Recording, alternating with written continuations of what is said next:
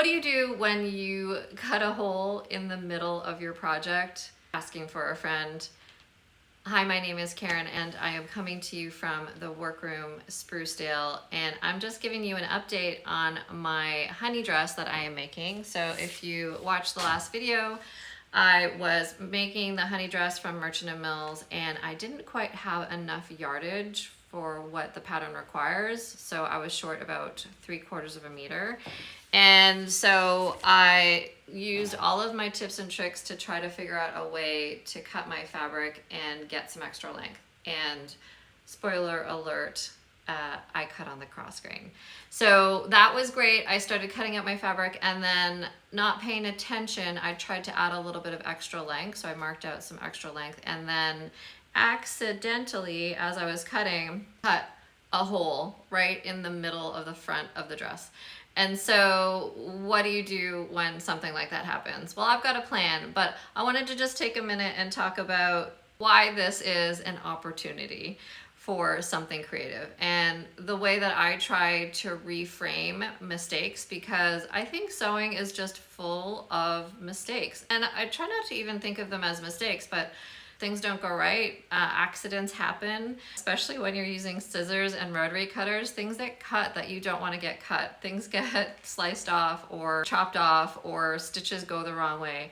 And so what do you do when that happens? I think this is such an important part of sewing. I think this is one of those things that has really helped me in general, reframing how I think about my mistakes and really trying to think of them as an opportunity to be creative, an opportunity to reimagine something. And oftentimes I actually find that those little details, those mistakes, what I thought were mistakes initially, end up being the things that really tell the story of the project, of the garment, of the thing that you've made, and also just become what's most special or endearing about it. So let's head up to the studio. I want to show you how I'm going to fix this hole in the front of my dress. Welcome to the studio. So I'm upstairs here. We're going to do a repair on this fabric that I've cut a hole into. And let's just take a close look. So here's my hole.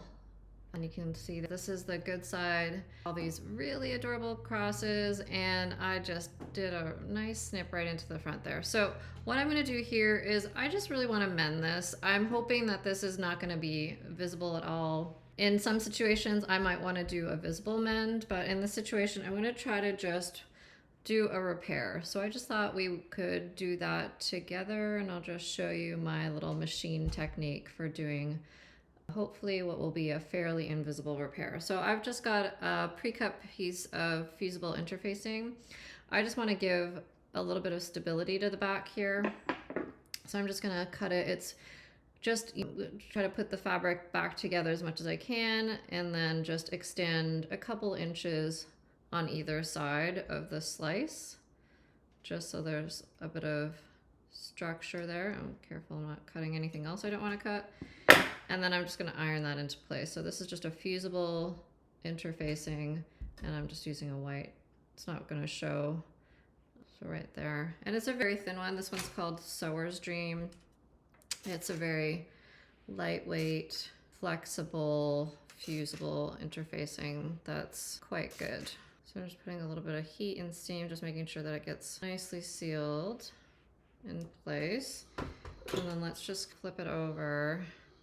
And so you can see that pretty much repairs, puts the fabric back together, which is great. But obviously that's not going to hold over time. So I'm going to put a little bit, just make sure that's good. And what I'm going to do is I've got a matching color of green. It's the closest green that I could get that we had here. And I'm going to do a little bit of machine stitching just over top, similar to what I would do if I was doing a denim repair. And hopefully that'll just hold the fabric intact and keep it together so that I can finish making this dress once and for all, and hopefully it'll either end up in the hem or just it won't be visible because it's going to be down by my feet, so hopefully no one's looking too close. And that's kind of one of the things with mistakes. I think a lot of times we're the only ones who see it as closely as anyone else. No one else is ever going to notice or pick up on those kinds of things. So let's do a quick little repair. I'll head to the machine and do some machine stitching on that. So we're at the machine, and here is the reverse side. This is the side that's got the interfacing. Just wanted to show that. What I'm going to do is I'm threading up my machine with a green thread. Just thread that right now. And we're going to do a little bit of machine darning, I'm going to call it. And I use this technique quite a bit on denim, so I know that it'll work for this as well. So just flipping this over and finding where the hole, so it's very hard to see, but there's a few little threads that are poking out there. So I'm just going to bring myself right into that zone there. Grab my thread, and so there's a couple little things. I might just snip the fray. I'm just going to snip a little bit of that fray out of the way. That's going to probably get stitched in, but I don't want to have any loose bits there. So I can see it's between here and here. I could mark it with some pins or chalk, but I can see where it is. So I'm just going to go in, and I'm going to use a straight stitch. I like to do just a really simple straight stitch repair. I'm going to increase my stitch length a little bit. So I usually like to do these kinds of things. I don't want a tiny stitch. I want it to be usually somewhere around 3.5 or so. And I'm just going to go to the end, and I'm going to work my way across the repair. Also, let's see what the color matches. It doesn't need to be perfect, especially because it is going to be dropped down to the hem, but that's okay.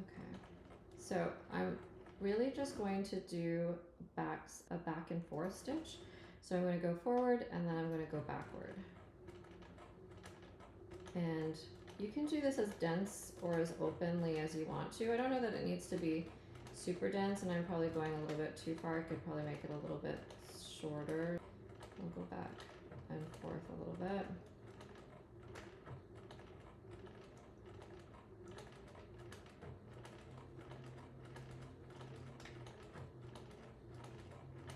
I'm going really slow right now because I haven't fully seen what it's looking like. It's still under the foot, but I'm hoping. And even if it is a little bit visible, I think it's going to be okay.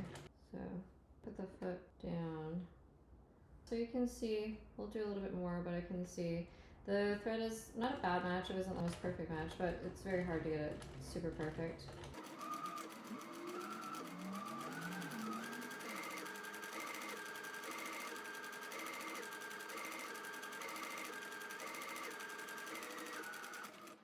So you can see it's a little bit darker, but I think this is going to be great. I'm going to pull all that, snip all that close.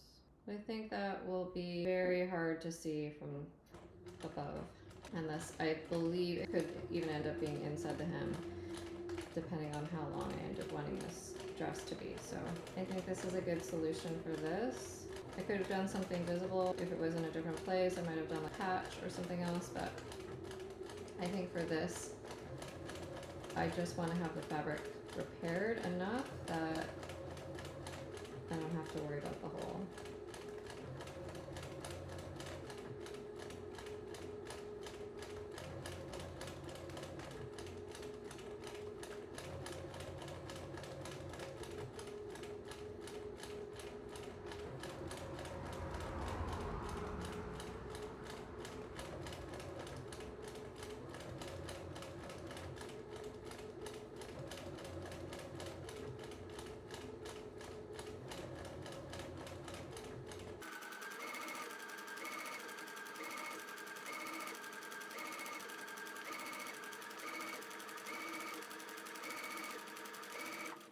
Someone else might work at being a little bit more even. I just want it to be kind of organic, and I could have tried to keep it within a tighter framework, but I think I'm happy with it being sort of a little bit loose. And there we go. So I think that is a great, let's look at it from the back.